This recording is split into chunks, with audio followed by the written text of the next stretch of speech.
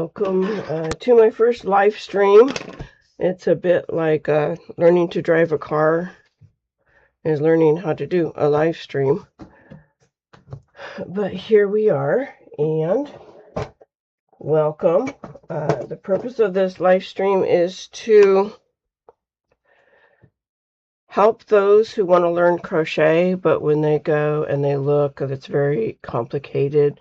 There's lots of tips and tricks to do to crochet, and I'm here to help teach you how to actually do the crochet in a very non-judgmental, non-rushed way. I am, of course, new to this, probably much like you guys are new to watching me. So a little grace is nice. I'm also trying to figure out how to do the chat and all this thing.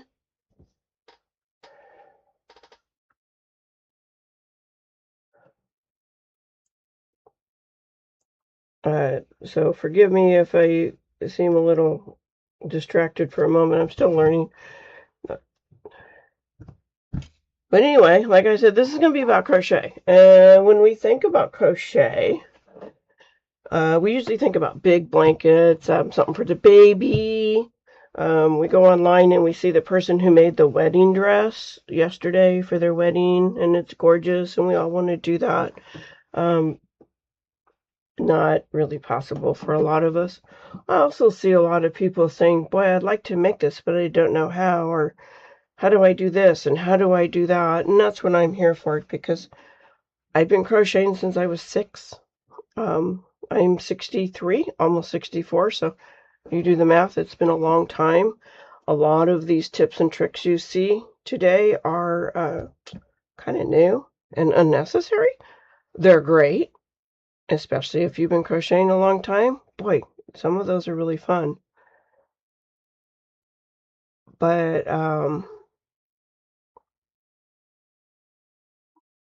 not, I guess what I'm trying to say, they're fun, they're great tips. People have lots of things. You can go online, you can find out how to crochet an entire living room set if you want. But we're really going to be for the absolute beginner. And there's no judgments. If you need a little more time or you have questions, please stop me. I will answer them, and I will try. And like I said, when you think of crochet, you think of amigurumi, which, by the way, means toy. So you think of little toys, right? This one is a little doggy I crocheted in cotton. It's a cotton thread. I've made a series called Mishap Bears, and they're just little bears who have trouble decorating for Christmas because they don't have paws. They have paws, they don't have hands. And little bunnies, and of course the purses. This is made of ribbon, right? And it's pretty simple.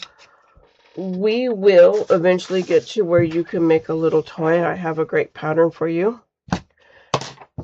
But in the meantime, let me again explain that I learned how to crochet, and I learned how to crochet granny squares, which is what most people learn to do.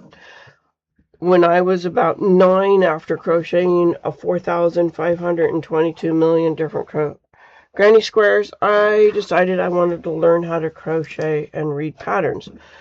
So my mom got me some thread, pretty much like this, very thin cotton thread. And she got me very small crochet hook, very small. This is a size 14. And a book, and I learned to read it, and I crocheted a doily. So the thing with doilies is it's made out of lace, and this goes into our next part, which says that some of the cool history you might not know about crochet is, I don't know where the word crochet came from. I truly don't. There's all kinds of things online, but who knows? But if you've ever looked at a doily or anything like this, You've seen them, or like this one's like since I made when I was 9, so it's probably needs a good wash. But I made that, and it is lace doily. And crochet is probably an ancient art. It's basically you're making knots. But crochet is back in Queen Victoria time. Remember the potato? Well, you probably don't remember the potato famine. But there was a potato famine, and people were dying, and they were definitely starving because of the potatoes. Which, you know, history is history, but I always wondered about why didn't they eat other food, but, you know, because they fed everybody potatoes. But anyway, in the 1840s, that's when they had the potato famine, and one of the ways for people to make money was to crochet fine lace. And, you know, they would make these Irish lace tablecloths and whatnot, and it was a lifeline for them. They could make some money, buy some ham or buy some potatoes or whatever they needed, but it wasn't really popular, and it was scraping a living, basically. But then all of a sudden, Queen Victoria came along. And what does Queen Victoria have to do it? Well, she wanted to support the Irish economy because she's, you know, she's the queen. And so she bought a whole bunch of Irish lace collection. And because she wore it, so they used to do these lace that came like right here and on your head and stuff. And because she wore it, every single high society lady in London wanted to have the lace. So it became a booming business. And because of that, they people were able to get through the famine, and that was all because of Queen Victoria. So when you crochet, you are actually participating in a little bit of history there. Most people want to crochet a little animal, I understand, or a cute top, but doily is a fun way to learn. And at 9, I learned the hard way. It took me over a year to make this. I remember that. Now, if you go fast forward to the 70s, you find out that crochet started exploding in color, and the granny square was born, and it became a symbol of self-expression and all that. You know, everybody thinks of the 70s with the crochet between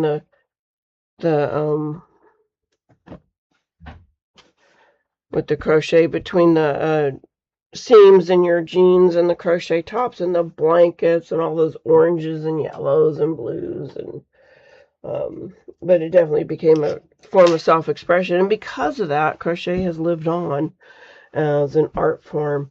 And when you learn to crochet, you really are learning an art form. That's part of history. We will not be getting into reading a pattern until later. We will start with the basics. So today we're going to talk about the crochet hook, and we're going to talk about we're going to start with a chain, a starting chain, which is important. And we're going to start with a single crochet. You're going to like that. And hey, another fun thing to note is that crochet is the only needlework that that you cannot get from a store. It's not made by a machine. Nobody can make it by a machine. It's because of the way it's made. They can do knit, and if you go to the store, which I have done lately, and seen crochet items, I got crochet. I'm trying to do it in the crochet items. Especially at some of the bigger stores, those were either crocheted by somebody, usually in another country, where maybe that's all they do is crochet these things, or they do have machines that can make crochet look things, but they're not actual crochet. They just make the bumps. because of the nature of the crochet hook and the single hook and the way it's made. It can't do that. The machines can't duplicate it. They mess it all up. So the crochet hook, so many different kinds. I mean, you can have anything from a plastic hook to what this is called a steel hook. It's literally made of steel. Aluminum. There are ergonomics, which are aluminum with, I guess that's kind of a rubber plastic thingy on it. This is a very old one with plastic. There's plastic on it. And it was made to be able to hold it easier. This one just has a wood piece on it. And they come in wood, bamboo, steel, aluminum, plastic. I've seen some online, particularly from artisans, that are made from resin and made from rubber. Or not rubber. But you know, when you get old, sometimes you forget things. But you get resin, made from resin, so they're very colorful and pretty. And how you choose a hook, really, besides choosing the size of the hook for the size of the yarn, you're going to choose a hook that feels good in your hand, right? You're going to want something that you just are really comfortable in. But let's start with the different crochet hooks. This is a, we didn't talk about this one yet, right? This is a very long crochet. This is for Tunisian crochet. In Tunisian crochet, you end up with a lot of loops on your shaft here before you bring it through. And that's why it's so long. It's okay. I like doing it. I don't do it very often because the stitches are very specific and you don't have a lot of variety, shall we say. But that's a Tunisian hook. And the Tunisian hook is, like I said, it's very long. There's different sizes. I don't use it a lot, but we can definitely learn about the Tunisian stitch. So when you look at a crochet hook, we'll use this one. It's got a very specific anatomy to it. It's supposed to, there we go. So this is a size K hook, an American. I do US terms. Without having my chart available, I can't tell you what millimeter it is, but I can add that to the description in the chat, in the community chat later. But this is size K. So the first part of a crochet hook is right here. This is called the point.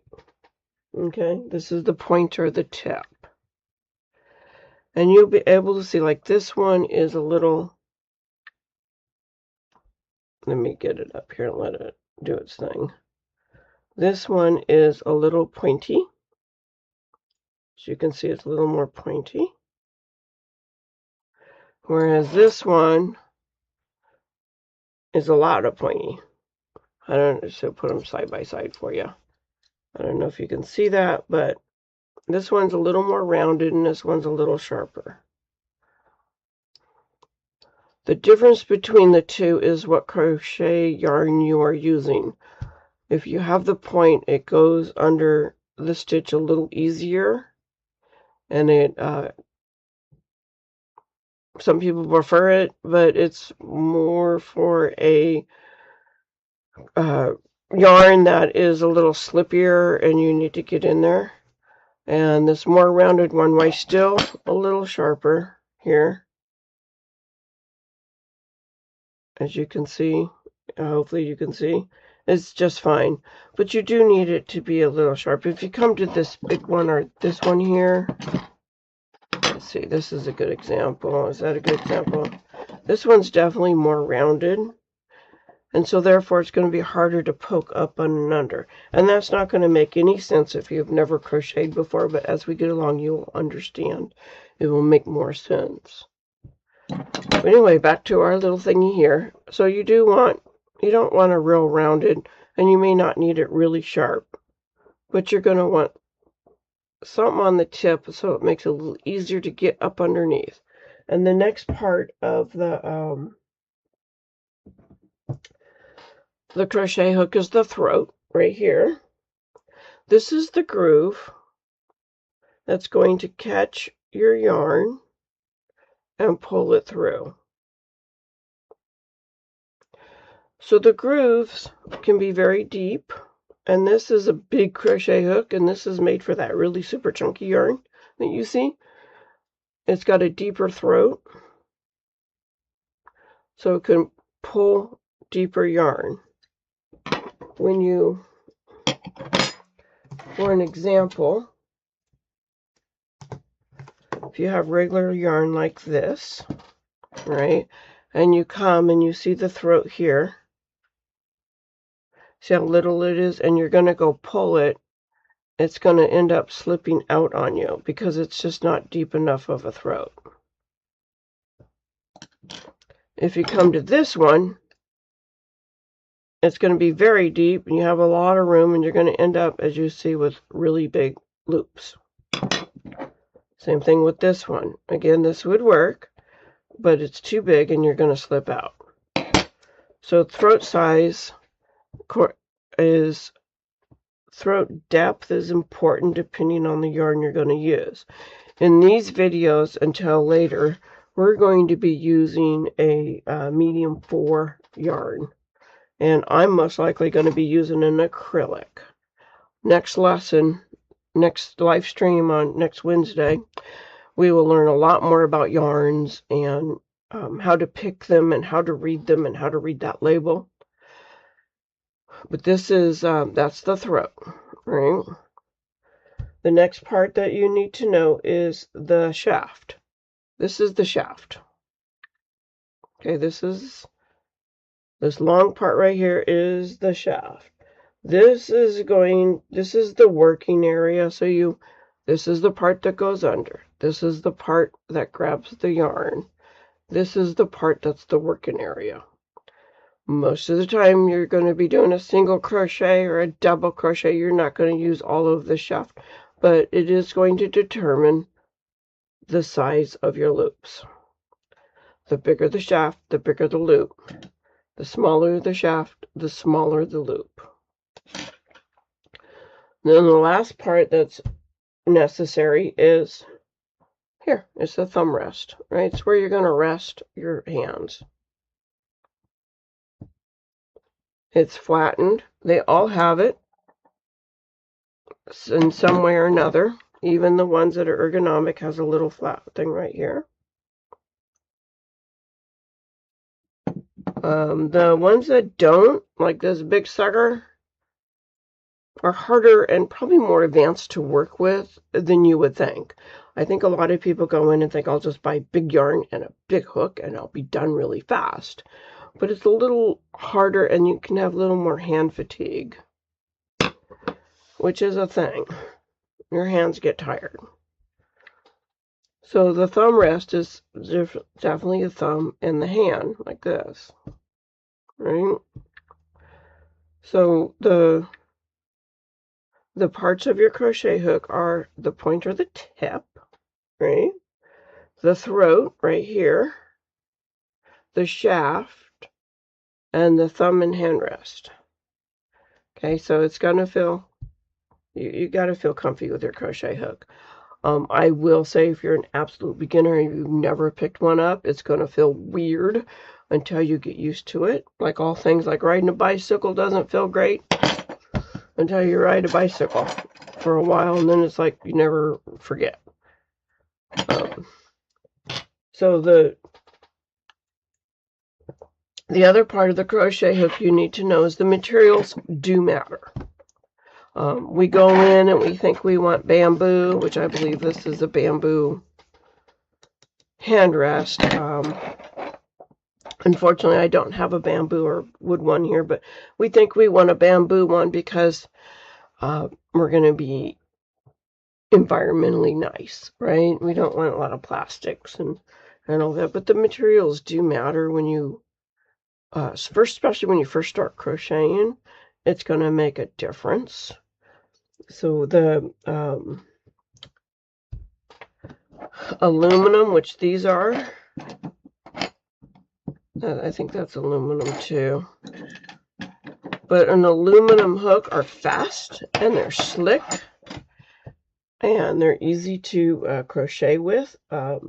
When you are, it's durable. Although I'll admit, I have after 20 years, bent my favorite aluminum hook. But they're fast, they're slick, they're easier to work with, and when you're starting, I suggest an aluminum, just because of the durability of it. The wood or a bamboo, they're warm, they're light. I wish I had one here for you. And believe it or not, I have some beautiful wooden ones, but when I redid my craft room, I cannot find them, so I can't show you. And if I do find them, I will show you in a later broadcast. But they're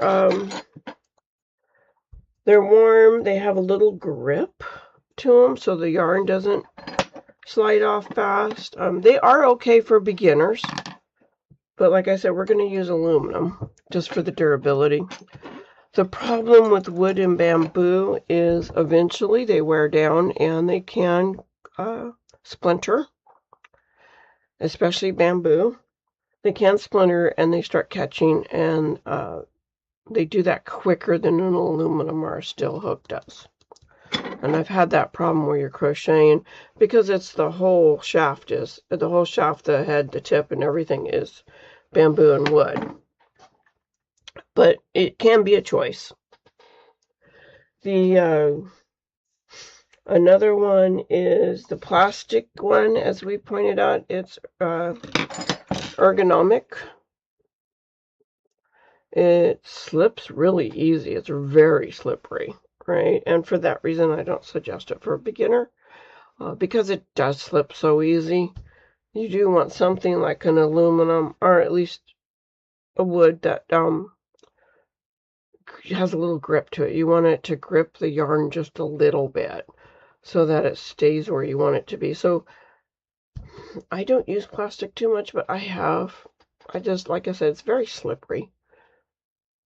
And they don't last as long as you would think they do, but it can be comfortable for longer sessions. And then the last one that they have, there's more, okay, but the tiny steel hooks, these are tiny. This one has a thing on it. So this one, as you can see, it has a teeny tiny throat. You probably can't see it, right, because it's so tiny. But it has a tiny tip. It's usually very sharp. It's got a tiny throat, smaller shaft, smaller thumb rest, and it really does, unless your advance is kind of uncomfortable to hold for a long time. I've been doing them a long time, as you saw in the beginning, so I'm okay with it. This one is older, but it came with a plastic grip, so a little bit easier, but there is no thumb grip. If you see that, there's a plastic on the shaft, but there's no thumb rest, as we talked about earlier, so it could be a little uncomfortable. Just depends. So we've looked at some of these crochet hooks, and when you walk into the big box store and you look, and there's like 400 and bazillion different types of hooks, it's like, which one do you check, right? Which one do you want? So the rule of thumb is the smaller the number or the letter, the smaller the hook. Steel hooks have their own. Steel hooks are not the same, although it is, in this one, the bigger the number, the smaller the hook. The smaller the throat, the smaller everything. So steel hooks, we're going to quit talking about them because you're probably not going to use those till much later live broadcast. So when you come into the store, the smaller the number or letter, the smaller the hook. The bigger the number, the bigger the hook. This is a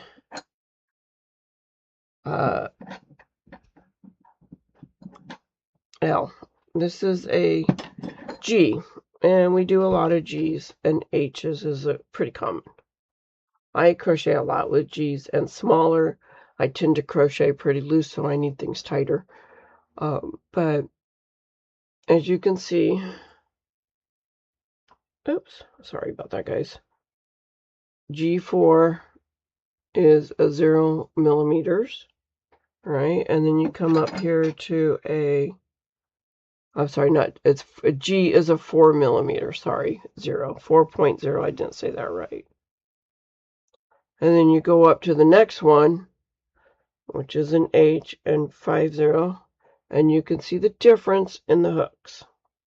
This is the G, and this is the H, right? So the smaller the number or letter, the smaller the hook. The bigger the number or letter, the bigger the hook. All the way up to, this is a size K. And as you can see, you can tell the difference between just an H and a K. So that might help you when you go in there. When we learn about yarn, the yarn will also tell you the hook size that is recommended. So when you pick a hook, now you know, here's, and that's kind of the golden rule of it. Sorry about the alerts there. I don't know what's going on, but anyway, on and on. So if you look at the hook, as we said, a lot of times you'll see two different things. You'll see an L, like in this one. Maybe you can't see that one. Try this one. Try one you can see. Still learning this camera thing. Can you see that one? Nope. Let's see. So we'll do the L. I know you can see that one. So you'll see two, right? Like I said, and it's L or 8 millimeter.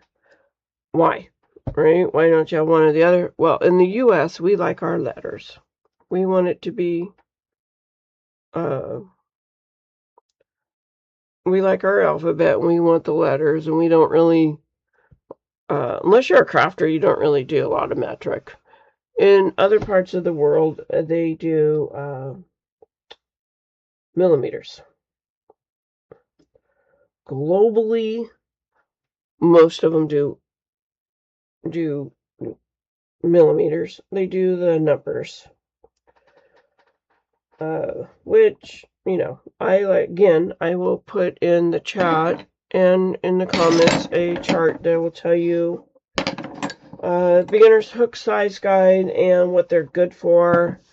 Again, the small steel one is good for micro crochet, lace doilies, intricate beadwork.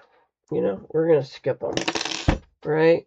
Size E and below are for thin yarns, like baby yarns and stuff like that. Stuff and things, right? G's are sweaters. H is actually the very best for most beginners, and that's what we'll be using. J is another one that's really good for beginners. This is a H hook. I'll be using this one today to show you. And the H hook is this one. That's the one, I just showed you an H hook, didn't I? Hui! H, J. Where'd my J hook go? Oh, well, a J hook is the other friendly one for beginners. Man, I don't know where it went. N and N. This, I think this one's a Q, I think. But N and up are for those big chunky things that we sometimes use. This is an M, so M and N. So you say it's a pretty big hook. Those will all be on the. Those will all be for the in the chat and stuff. So when you're going in and you're looking at the crochet hooks, bigger isn't always better. Littler isn't always better. Definitely a thing that I think most people do is bigger yarn, bigger crochet hook, the faster you're done. Not necessarily. It just really depends on what you're making. If you're going to go and you're going to buy the big chunky yarn, you're going to buy this big thing, you're just going to make a blanket, probably you can be done pretty quick, but that's not what we're actually going to do today, right?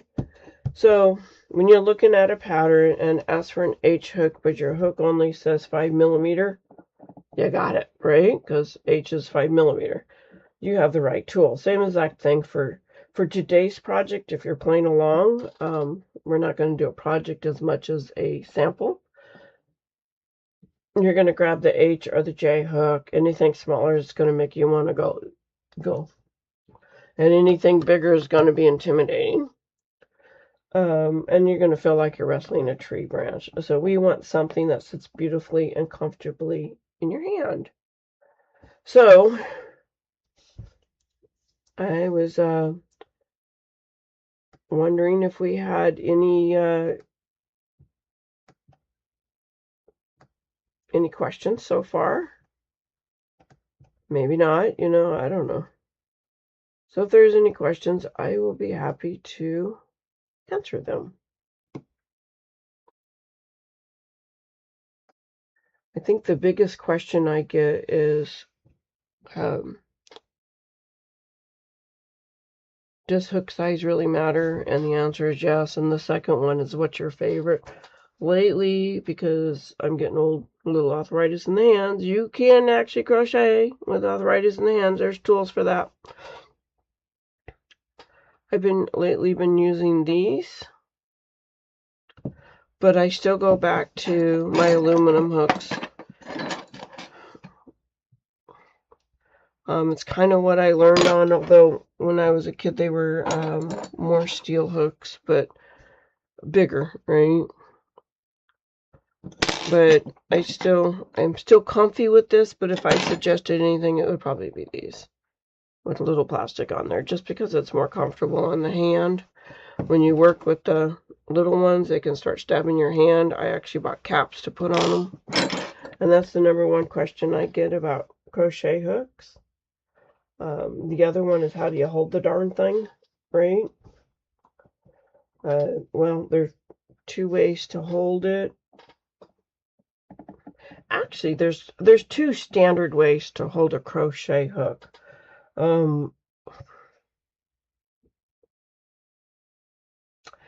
I would say that the 2 most popular is what we would call the pencil grip. You know, like you're holding a pencil, like this. You know how you hold a pencil? Let's see, you know, holding a pencil so you can write. I think that's the most popular pencil grip. And the other one is a knife, right? There. So, you know, how you hold a knife when you cut. Like when you're cutting a steak, you know? So like this. Or like this, right?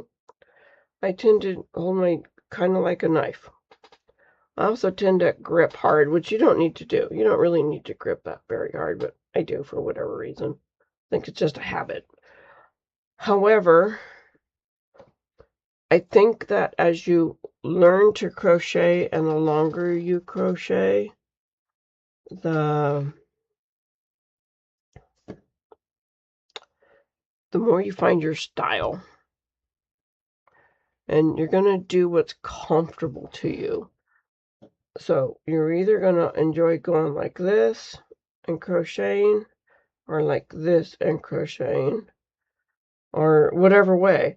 What I don't suggest is you hold down here. You're going to want a grip. You're going to want an actual grip on this, whether you grip like this, or like this. You're going to want to hold that thing. You're going to want to hold it.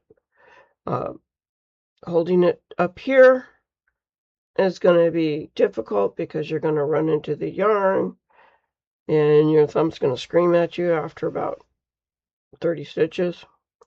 Holding it back here, you're not going to have control of your yarn unless you do. I mean, if that's comfy.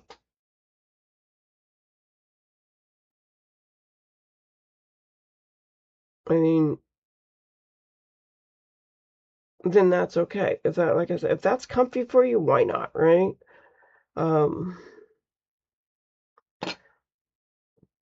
But the proven methods, again, are pencil or knife holding. The reason why is you have control of your hook, so you can control it. You can control it up and down, you can control it, and you can maintain a tension on your yarn, which is something that you do learn, is how to do a tension, how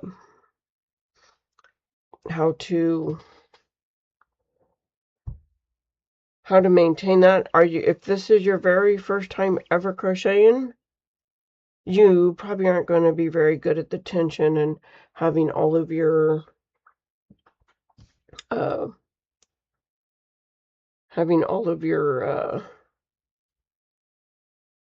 stitches be consistent and be the same, because you're learning, right?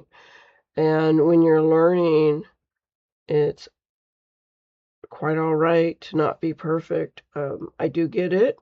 I am somebody who wants to be, let's do it perfectly right now. I want to be able to do it and do it right now and be totally wonderful at it. And it's just not that way. So we do have to remember that we are learning, that you don't have to be perfect.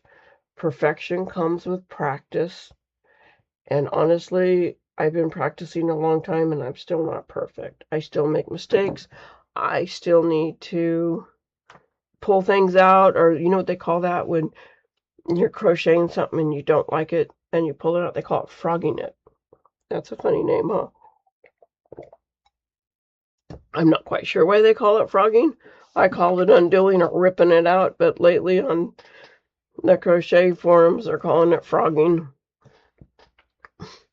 I don't know if you've seen those videos where it looks like they're going backwards, you know, like they have all these things and they can go backwards. They're just basically crocheting and running it backwards,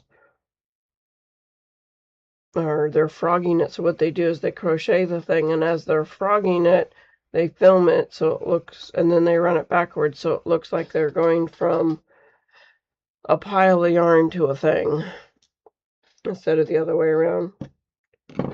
I don't do that. It's like too much work. But so when you're holding it, you're gonna find what's comfortable. And when you find what's comfortable for you, it's great, until you find that something else is comfortable. That's great. Despite what you might read or see, there's actually no rules on how to hold your crochet hook. So that's our crochet hooks. Again, same thing with Tunisian hook. Now, Tunisian hook, you notice, only has a tip, a throat, and a shaft. Again, like this plastic one, they're specialty hooks. They do not have a grip. And again, that's because this one's going to have, you can have loops all the way down to here before you pull it through. So I got these thinking I was going to try Tunisian, and I did, and I find it to be repetitious, which if you like repetition is great. But I was not, whatever, it's nice. It has It's really good for pillows and sweaters and stuff. So that's our crochet hook. Were there any questions or ideas, or did you have any thoughts about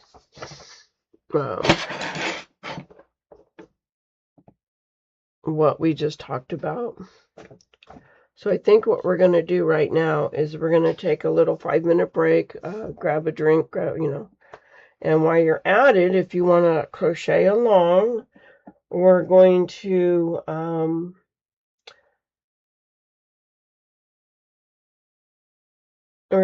do a sample, and you're going to learn how to do a starting chain and single crochet, as well as turn your work so you can do the next one. I talked to a gal who did like 500 stitch starting chain because she couldn't figure out how to turn her work. Someone taught her how to do a single crochet, but they didn't teach her how to turn her work. So that's kind of, I did that for her. So we will be doing that. It is a practice piece, and we're going to use that for a lot of the upcoming lives for learning the different stitches. And then once we learn the different stitches, we'll move on to learning how to read a pattern. So that's a whole language.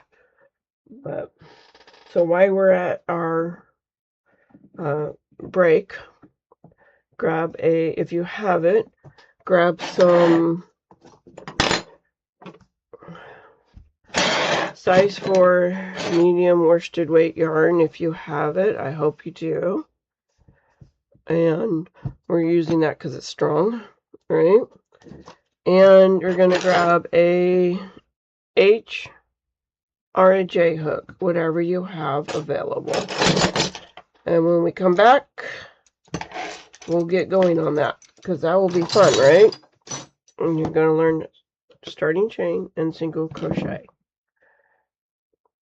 So I'll be back in 10 minutes. And grab a drink, grab a snack. We'll see you in 10.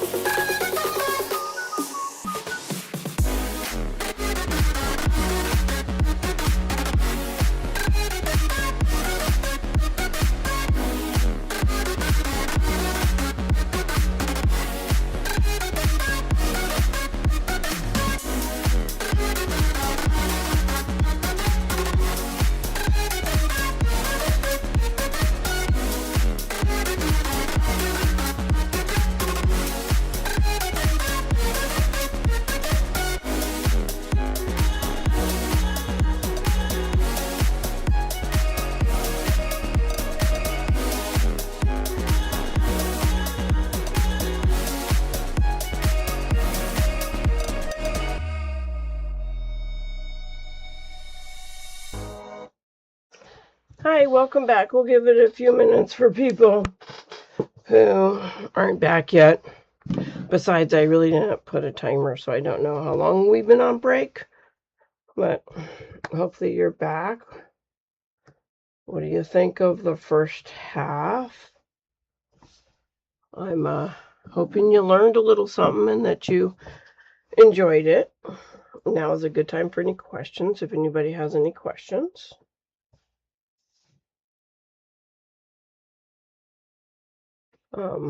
And if not, that's okay too.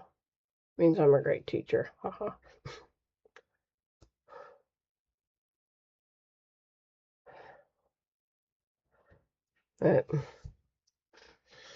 I have to tell you, the reason I really started this is because I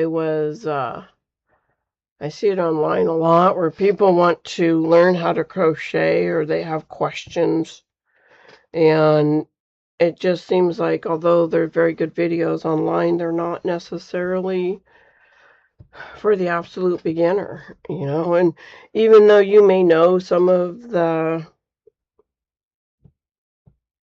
basics for crochet, maybe you don't know why. And I think that learning the ins and outs of crochet will help you later when you're making more difficult or more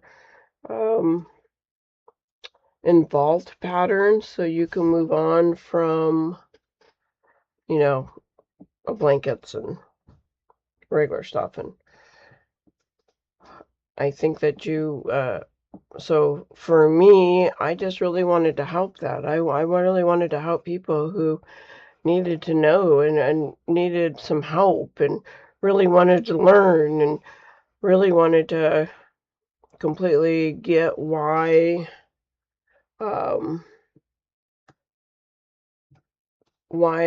they do a thing. Why do we pick this yarn? Why do we do this stitch? Why do we do it this way?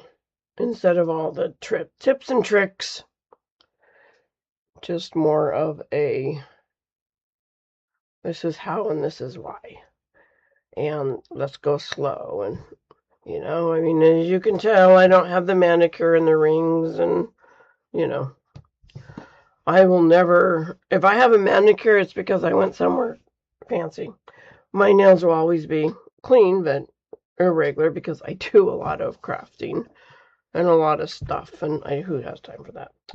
But anyway, so let's move on. So the second part, we're going to learn how to build a foundation stitch, right?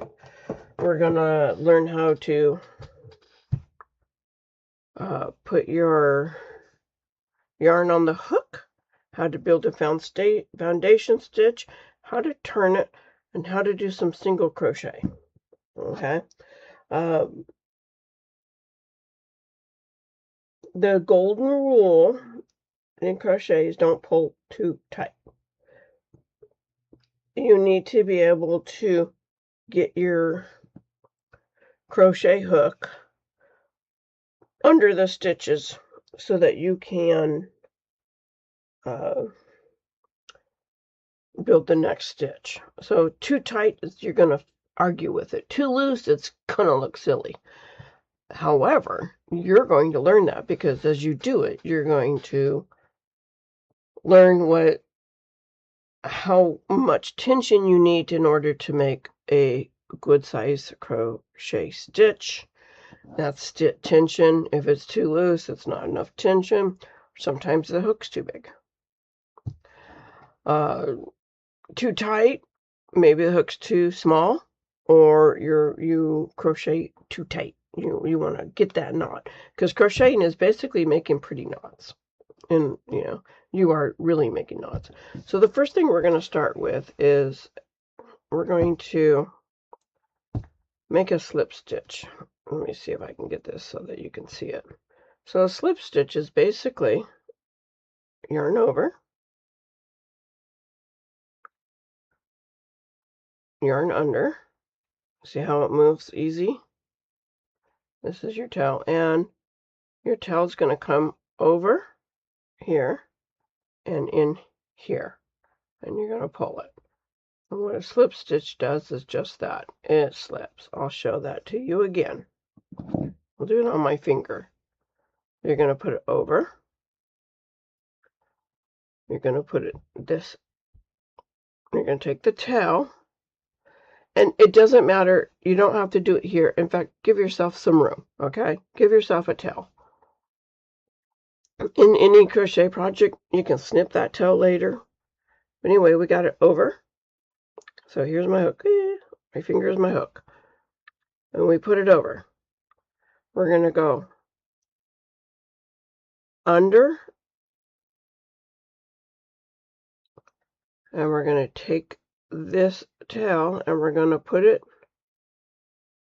maybe you can see it this way, through the little hole, like so.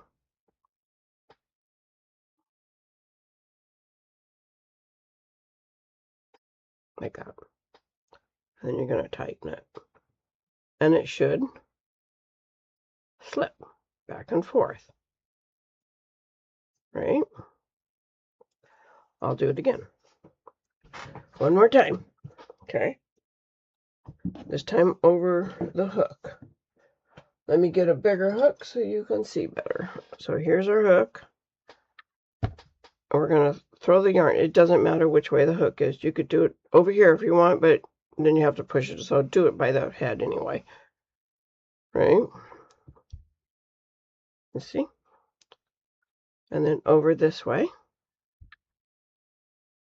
Do you see how that's going? It's kind of hard to hold it. So what's funny is a lot of people, when they're teaching crochet, forget that maybe you don't even know this part, right? You know? And, or we do it so fast because we've done it so often. You're going to come down, so you're making like a little loop.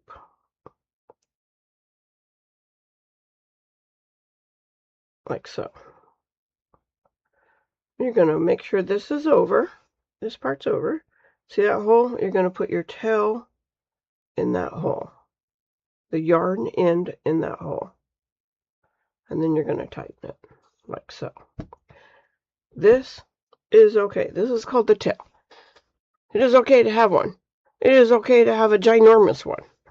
It is not okay to have a tiny one because it's going to be a problem for you. You need something you got to hold. You want to be able to hold it.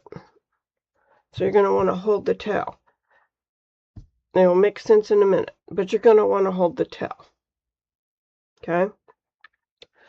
My stitches, I'm going to use this big one here so you can see my stitches. So what we're going to do, right, is we're going to make the floor. Every crochet project needs a floor.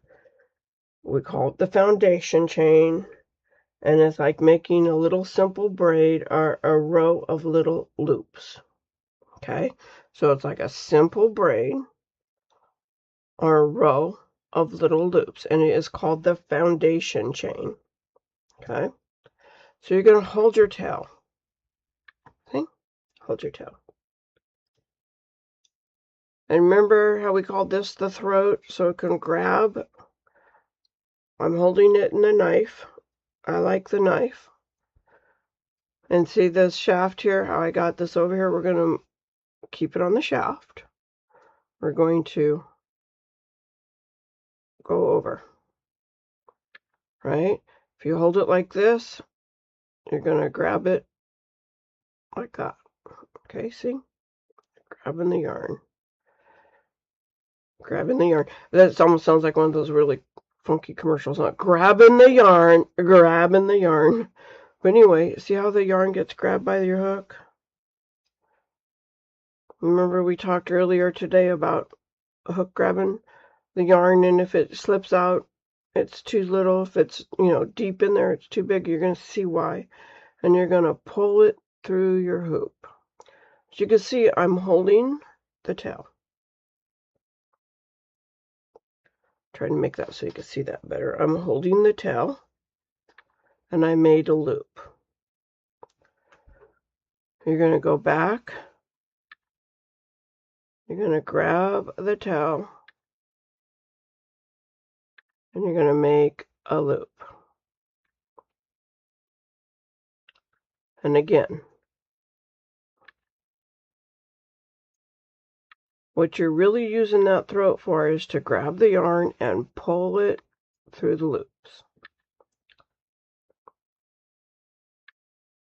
This is very big because I'm doing that on purpose. I would not usually be that loose. But as you can see, you don't have to hold the tail anymore. Now you're going to hold the work because you have some room. Right? Someone else I know doesn't hold it at all, and I'm not sure how she does that, but holding the tail, we're going to, let's see, grab the loop thing, grab the yarn thing, and we're going to pull it through. I'll come up close. Grab the yarn, pull through. As you can see, we got like braids. A bunch of little loops.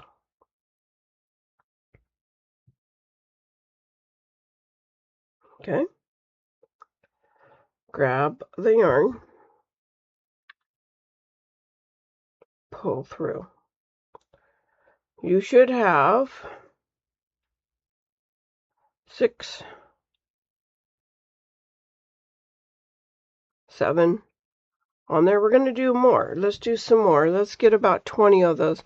How did I know you had 7? Because we can count them. Each one of these is 1, 2, 3, 4, 5, 6, 7. That's how I know. We'll do 8. That's 8. Grab the yarn and pull through. I am holding the work. As you can see, I'm holding the work. And I'm just pulling through. And then I move my hand up. And I pull through. And I move my hand up on the work. And I grab the yarn. And I pull through. Unfortunately, I can't teach it left-handed, but it's the same concept. Even left-handed, you're just going to switch it over and hold it with your right. And this will be your left. And you're still going to grab the yarn and pull it over. Because this part of the yarn that you're pulling on, right here,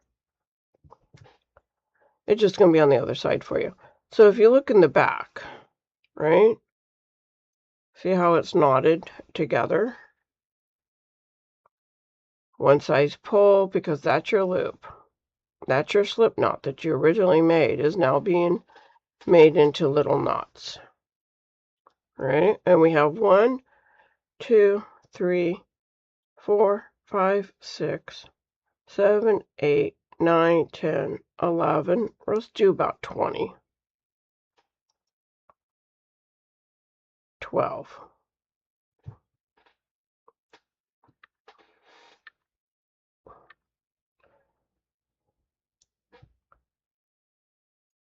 13. That's a terrible one. See how I made that too loose? Let me show you how to fix that. So, as big as your loop is as big as the... Oh, I got my hair in the way. So when you get my age, you lose hair a lot. The bigger the loop that you pull in... Actually, I think that's my cat's hair. I do have a cat. His name is Texas, and currently he's in trouble because he goes into places he shouldn't. Anyway, see how big that is? That's too big. So what we want to do is we want to tighten it a bit on the body, on the shaft. And then grab and pull through. So again, if it's really tall, when we do that, we're going to have really loose stitches. See? Too loose. These are better. This is loose. And you don't want to go too tight because then you won't be able to work your stitches. I'm going to have trouble because my tip is more rounded and not as sharp, so it's going to be a little harder for me to get it through my thing. So we have 1, 2, 3, 4, 5, 6, 7, 8, 9, 10, 11, 12, 13, 14, 15, grab and pull, 16, 17, 18, 19, and 20.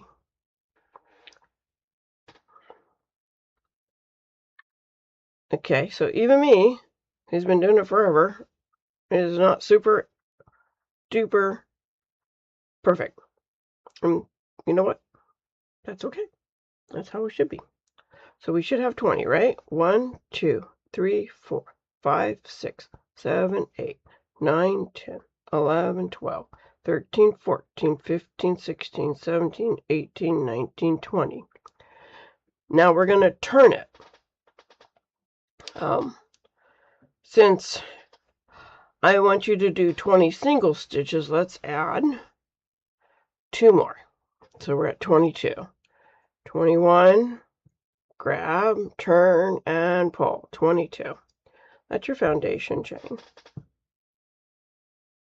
Okay? That's how your foundation should look.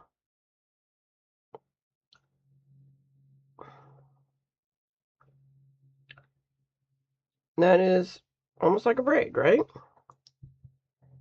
Because it is a braid. All right.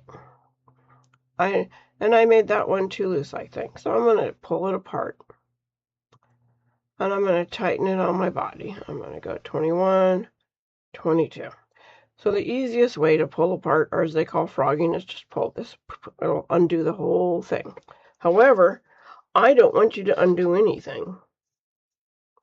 If you want to undo one stitch, great. But I bet you what you're doing is just good. I bet you it's just fine. I bet you're doing great. And to start over and start over and start over gets frustrating, and I think you're probably doing just fine. Okay? When I started, it wasn't perfect. Guess what? I'm still not perfect. Can I tell you how many times I don't like something and I frog it out? Yeah. So this is one, and you count these little V's. See the little V's there? It's called the top. 1, 2, 3, 4, 5, 6, 7, 8, 9, 10, 11, 12, 13, 14, 15, 16, 17, 18, 19, 20, 21, and 22. If you really have never ever crocheted before, feel free to make a foundation chain as long as as long as you want, until you feel comfy with it, because it will help you feel comfy with holding your crochet hook. So the next part is we're going to do a single crochet. When you look at a pattern, it is denoted as SC. That is single crochet. All right. So the first thing we're going to do is we're going to build a wall on top of our floor. Remember, this is the foundation chain. This is the wall. This is the floor of our project. This is how we're starting. Yes, there is a magic circle, and we will learn that later. That is called crocheting in the round, and that will be a little different, and we will learn that in later lives. So in later lessons. And yeah, we'll learn 2 different ways to start crocheting in the round. So now we're going to learn the single crochet, and we're going to build a wall on our floor. Single crochet is the simplest stitch, and if you can't single crochet, you can't crochet. Every other thing is built along that.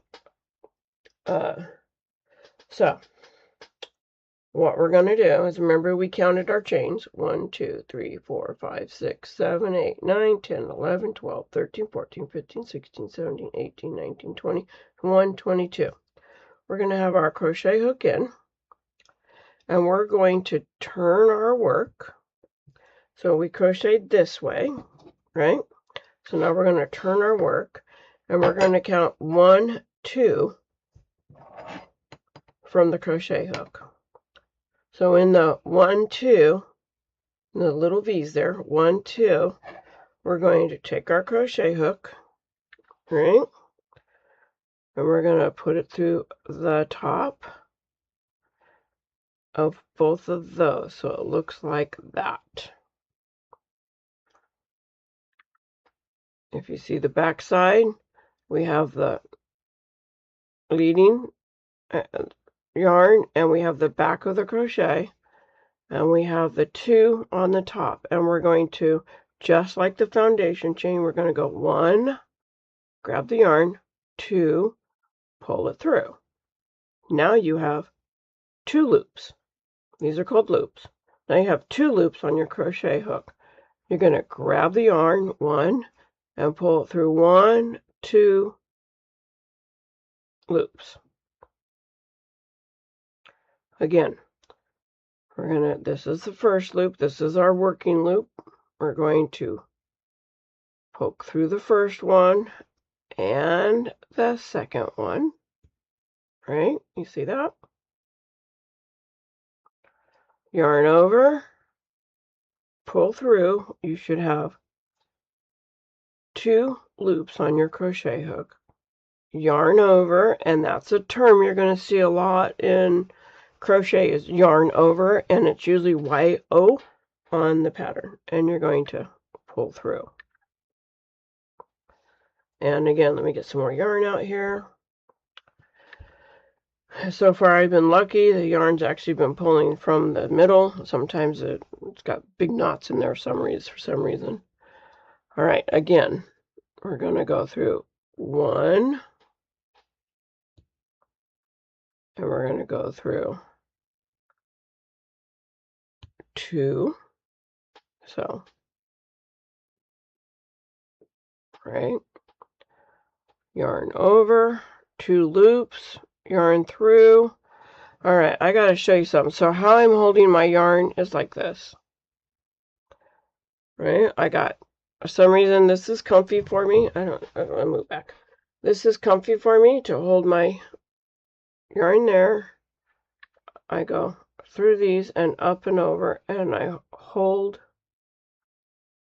my work with my thumb and my 2 hands. This helps me maintain my tension. So again, when I grab it, I grab here, and I go through like so.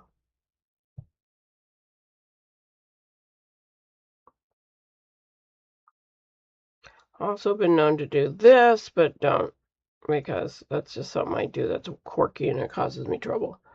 So again, I grab my yarn, I hold it with my pinky, I bring it over. This helps maintain tension. If you can see, I can make it go tight or loose, tight or loose, tight or loose.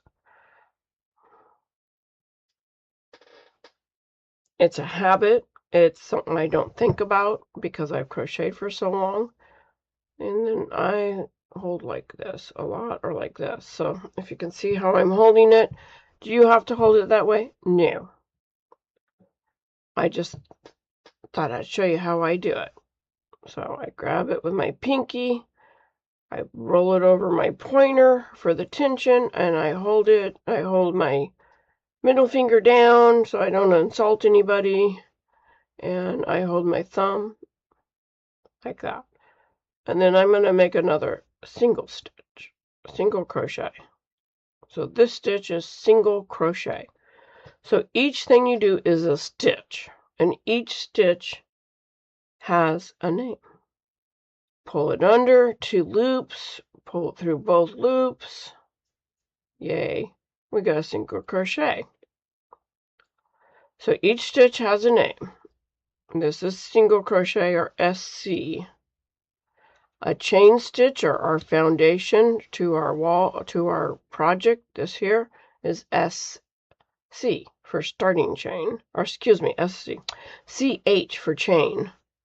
So you'll see you'll see on a pattern CH4, which would be weird, but CH10, which is chain this many. So you're going to chain 4. A lot of times they don't say starting chain, they just say chain, because they figure you know what a starting chain is, which is wrong, because not everybody knows what a starting chain is. So I got through 2 loops, pull through, grab the yarn, 2 loops.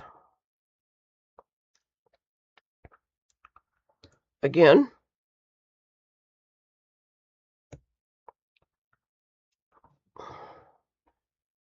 and do 2 loops. 1 loop on through the top of the crochet, so it looks like on the back, what it looks like on the forward. You want 2 of them on there. If you have 1, you're up backwards and through.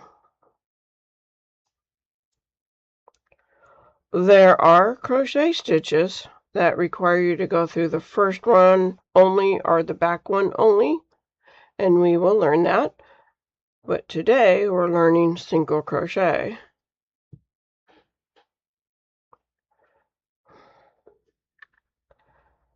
Through 1, through 2 of the top, 2 on the top of my crochet hook, 1 in the back with the starting loop, and 2 loops on. That's what it looks like in the back. Kind of funny looking. Like that. That's the back. And through both. And again. The key to crochet is practice. Like Little League. Have you ever seen those little guys go out there and play Little League with the little T-balls? They know nothing about baseball except for what they see on TV, or what their dads tell them, or what their big brothers and sisters tell them. So when they go out, they have to learn, and the way they learn is practice. That's why you have to drive them there every time. And snacks. So practice and snacks. Don't forget snacks. Through the 2, pull up, 2 loops, pull through 2.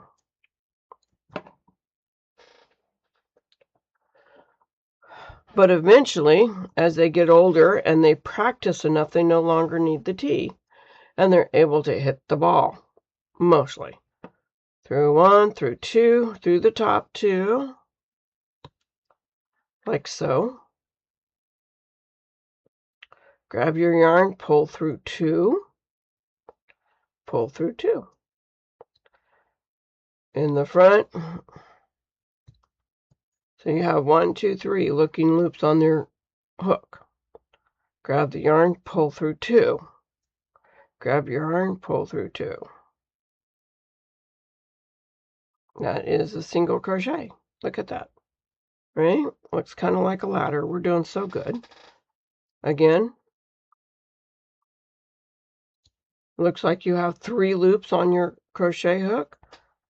Pull through 2. 2 loops, pull through 2. So you're going to pull through foundation chain, grab your yarn and pull through 2 loops. Through the foundation chain, you want the top, not the bottom. Pull through, grab more yarn and through. We only have 4 stitches left, right?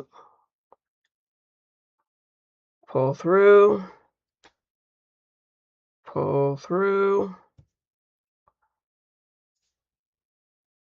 like so, and that one's a little loose. I don't like it.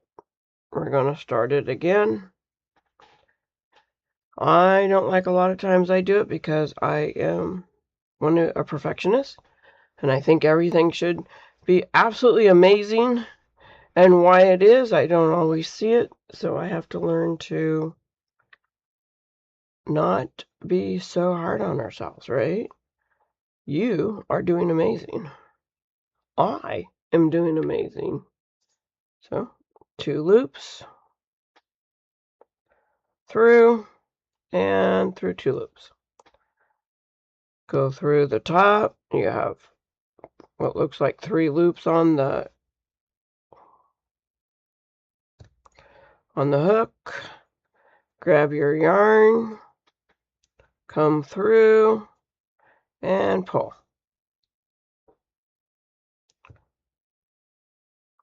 And we're at the last stitch. And before we move on, let me show you. So this is what, you have your foundation chain right here. See the little loops down there? Right here. This is the foundation. Remember when you were pulling through 2 on the top and the 1 on the bottom? This is the 1 on the bottom. Right? Turn it over, and then if you see here and here, that's your single crochet. Let me explain to you that what they call this, right? So you've made this chain, and I'm really proud of you, right? So you made this whole thing. So you have your starting chain here and your walls, right? Your row. This would be row 1. Most of the time you don't count the starting chain as a row. It's just your foundation. This is row 1. So when you look at the loops here, if you look at the loops, the one, these are the V's. See the V? Looks like a V. Let me get this up closer. See how this looks like a V?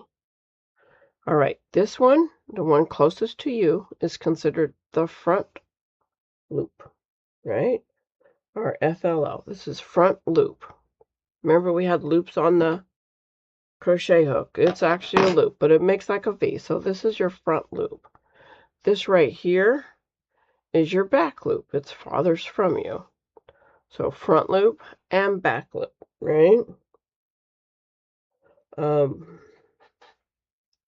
There's usually a third loop, but we're not going to worry about that because that's part of your half double crochet or taller. So then if you come down here and you can see right here, see these 2 little, let me get back up there. These 2 things, these are called your post. This is the post. This is the main vertical body of the crochet, right? That's a post. That's your post, right? And then your base is this. So our base is the starting chain. That's what we started from. If we had more, the base would be this chain.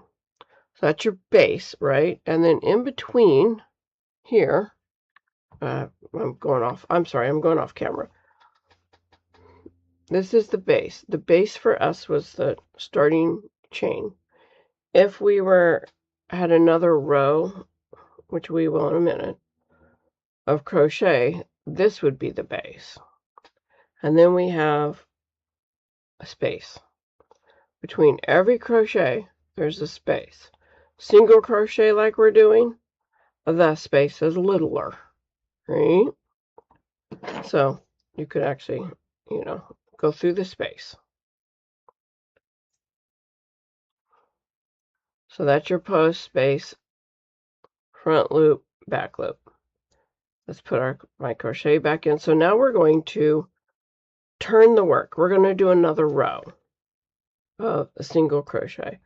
So I'm going to, just like you did with your starting chain, I'm going to pull through, and I've made a single crochet. I made a chain. Do it again. Oh, let me get a drink of water. I think I'm losing my brain here. Happens. Anyway. Here's your loop. It's on the body. We're going to pull through and make a chain. Some patterns want you to make a turn and then make a chain. We're going to turn. We're going to make a chain and turn. So we're going to turn the work. So it's no longer going this way. It's going this way. So you can hold it. So it's not going this way. It's going this way now. And yes, it did twist that chain, and that's okay. So see, we have our chain and it's twisted. We're then going to go back to, remember these V's? This is the top of the crochet hook. We're going to go to the next one. We're going to skip this because this is our chain. And we're going to, so you're just going to skip the chain. Rarely do you want to crochet in that chain. It looks like part of the single crochet. It can be confusing. So if you look here, this is your chain. Right? It's your chain. We're turning. And we're going to not crochet in the chain. We're going to crochet in the next stitch. See this hole right here? This hole? We're going to go under the top. We're going to pull forward. And we're going to pull through. So just like the starting chain, we're going to go under. And you should have what looks like 3 loops. You're going to pull forward, pull yarn forward, grab yarn, pull through, and pull through again. Under. See how that's under? Under. Grab yarn, pull forward. Go to the top, grab yarn, pull through. See how that looks?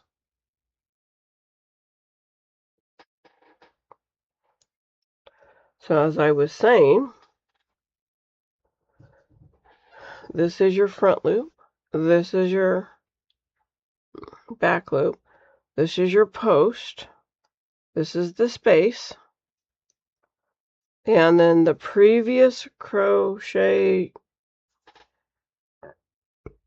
row that we just did here, that's your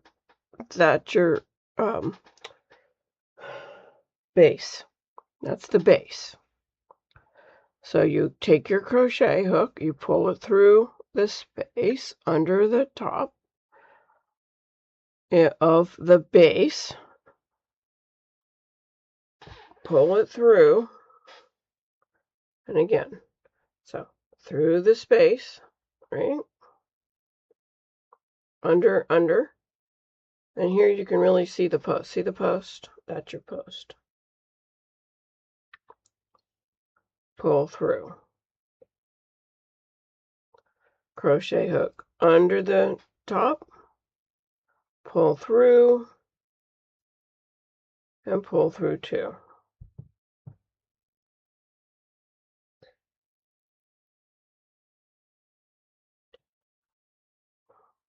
So, are they looking a little kind of crazy and not even? Great, you're doing awesome. That's exactly how it should look. Because you, my friend, are crocheting. Right? Everybody's first time, second time, 50th time can look a little wild, look a little crazy. Like, boy, it doesn't look like yours. Well, you're not going to look like mine until you've crocheted for as long as I have. And then hopefully yours will look better. I think you're doing amazing. So we're going to go through the top.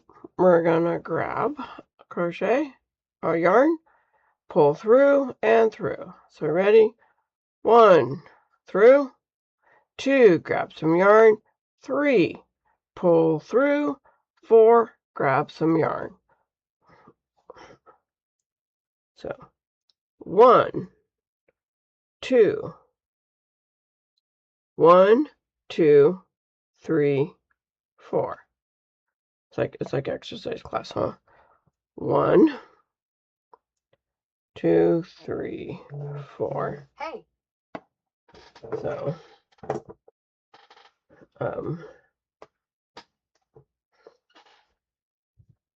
ready to go through, grab your yarn, pull through,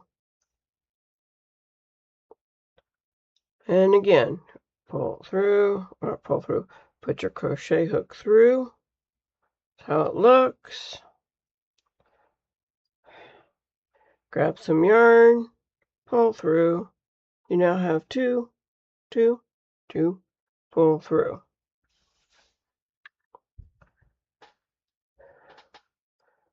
Pull through.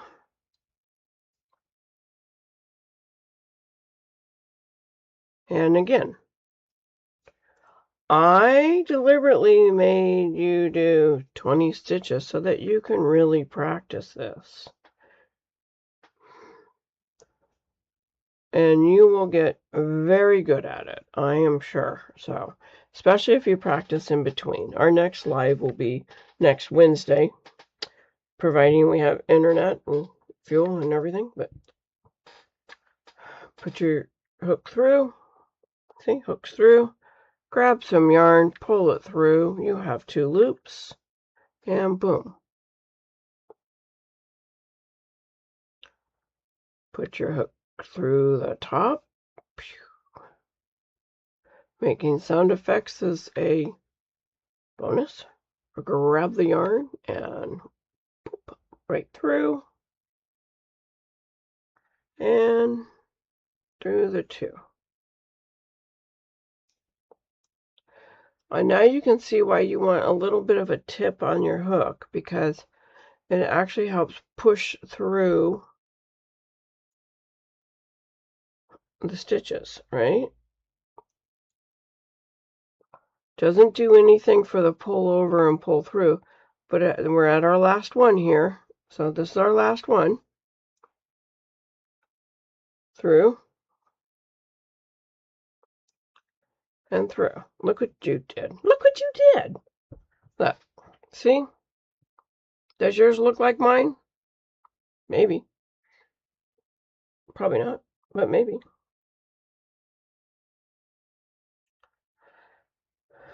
So, if you remember, we're going to chain 1. All right?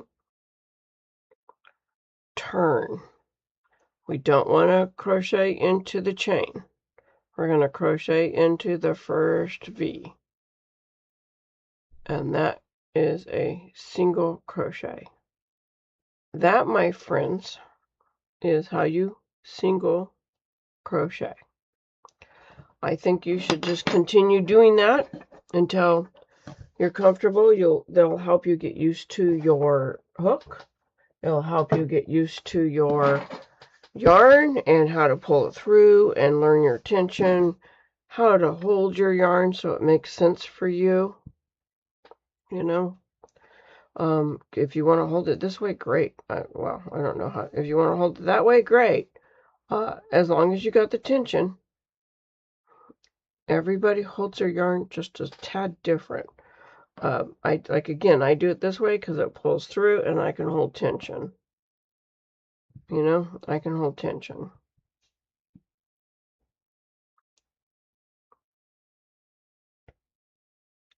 Somebody once asked me, I only hold up here, right? So the rest of the work is falling down, right? And she was amazed at that because she was holding all of her work in her hands by working. And you can let it fall. It's okay. All right? So, you're going to practice this, right? It's going to take time for your hands to find their rhythm and to find out how much, what you're doing. I used a very big hook for demonstration purposes. Okay. I'm having you use an H, and an H hook would look like this. Through, through, through. Through, through, and through. grab, pull through 2. Through, grab, pull through 2. Through, grab, pull through 2. Through, grab, pull through 2. Right? Can you see the difference in the stitches? These are smaller, these are definitely bigger.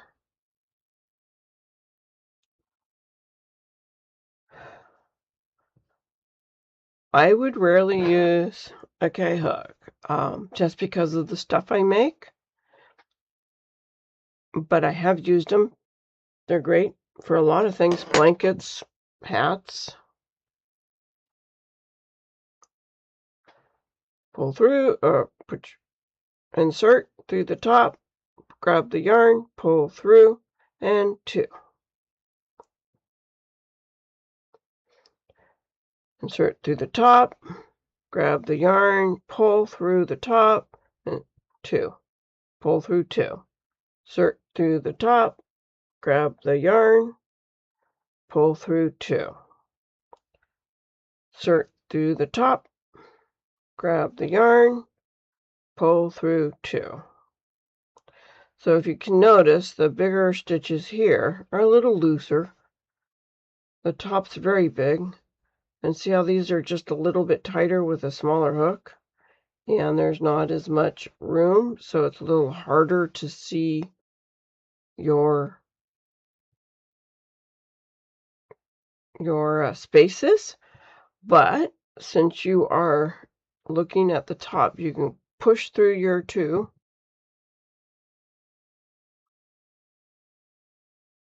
Grab the yarn, pull through, and then grab the yarn, pull through 2. Through, under the top, grab the yarn, pull through. Grab the yarn, through 2. Push through the top. Grab the yarn, pull through. Grab the yarn, through 2. Through, under the top, grab the yarn, pull through. Grab yarn, through 2.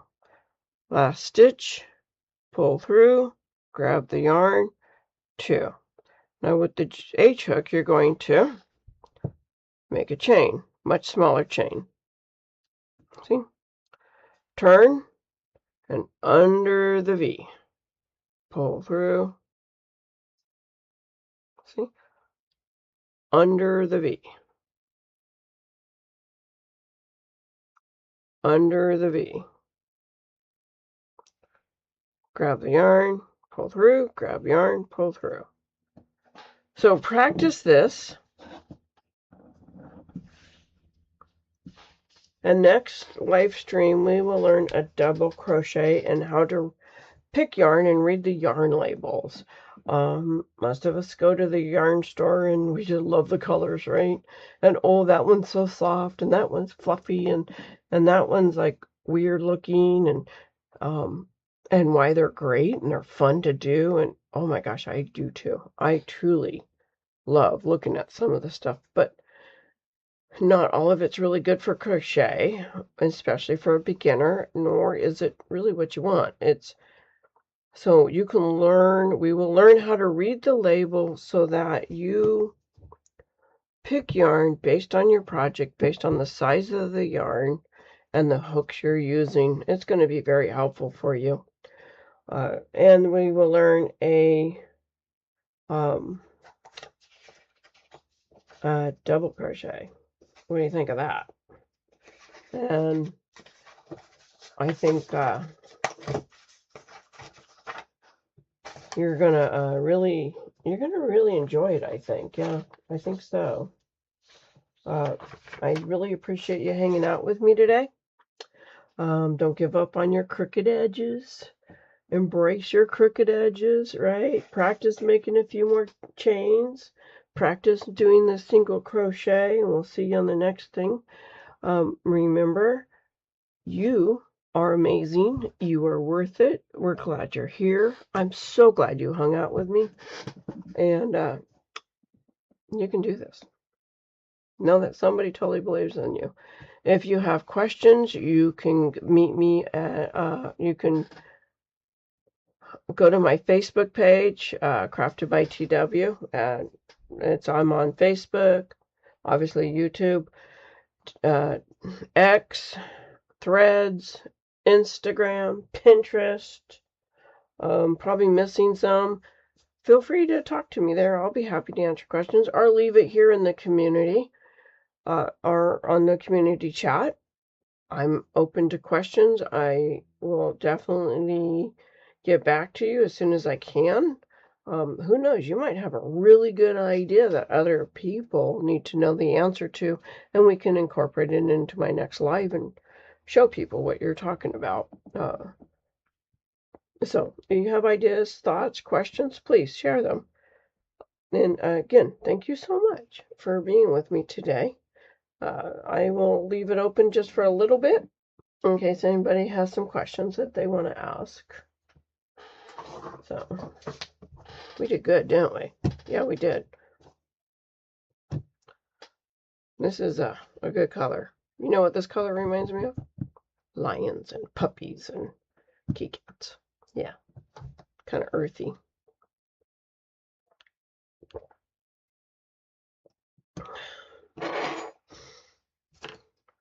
Again, I will put